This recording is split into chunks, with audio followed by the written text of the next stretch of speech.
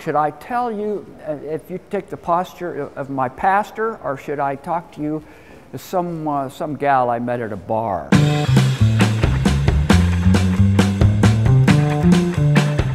Now, when I was in Los Angeles City College in 1963, I came up here every day, and I always had it in the back of my mind that this was really an accolade to show here. When I was 20 years old, I was ready to humble myself to an academic career, and then I realized that 1963 was the heart of abstract expressionism. Although I made straight A's in all my art classes and I was nominated for the dean's list, I still didn't fit in. The first peer group that I had were punk rock artists in the early 80s, late 70s, early 80s. That's when I realized I could probably get away with anything. When I was a little kid, I loved comic books.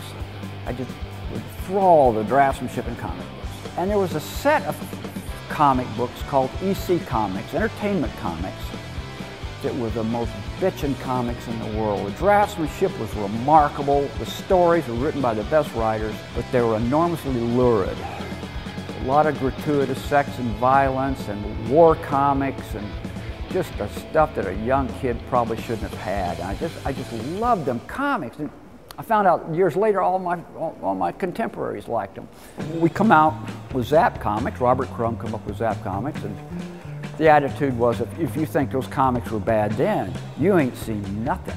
You ain't seen nothing.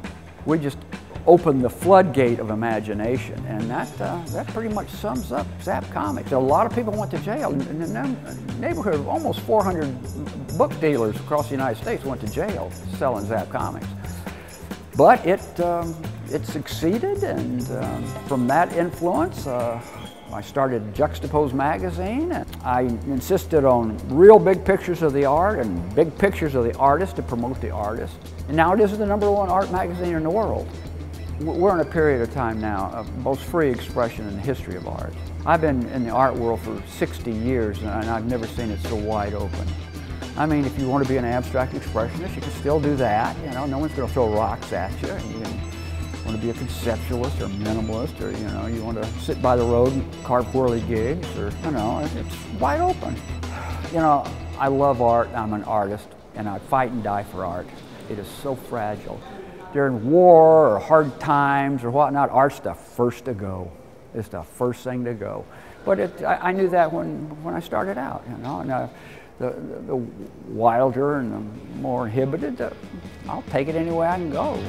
But what it is, it's feral art. It's art that's raised itself out of the wilderness. This stuff here has been started over 30 years. It's come out of surf art, and hot rod art, and psychedelic posters, and tattoos. And from that language, my greatest fantasy would be that other people will take that language and compound it and advance it. In other words, if I do something a little goofy, they'll take it even goofier. It's like evolution only grants its favors to mistakes. 51 years after the fact, showing here is an enormous fulfillment. Enormous fulfillment. I mean, Salvador Dali was here, and I'm here, and I got a lot bigger space than Salvador Dali had. I couldn't be more of a California artist. I couldn't be more of a California artist. I like the beach, I like the mountains, I like the beach bunnies, I like the hot rods, Here, I'm with kindred spirits. I couldn't be happier. I couldn't be happier.